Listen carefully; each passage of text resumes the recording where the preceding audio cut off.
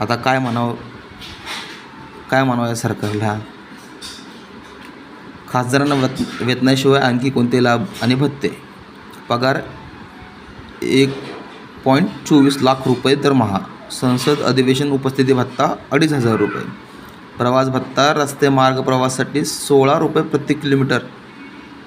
मोफत विमान व रेल्वे प्रवास. मतदारसंघ भत्ता 87,000 रुपये. कार्यालयीन खर्च 75,000 रुपये. वैद्यकीय सेवा भत्ता 500 रुपये.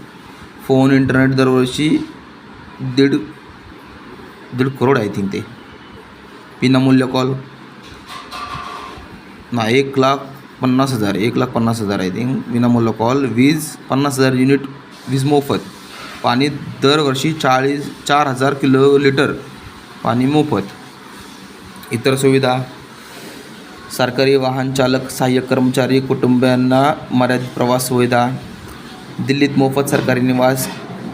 CGHS रुग्णालयांमध्ये मोफत उपचार. संसदेच्या कॅन्टीनमध्ये सवलतीच्या दरात जेवण.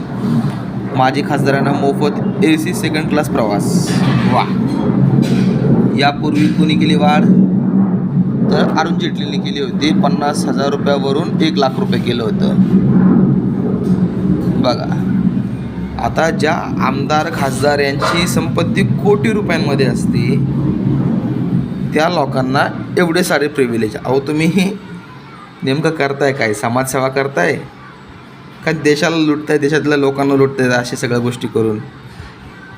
खासदारांना आणखी कोणत्या सुविधा मिळतात?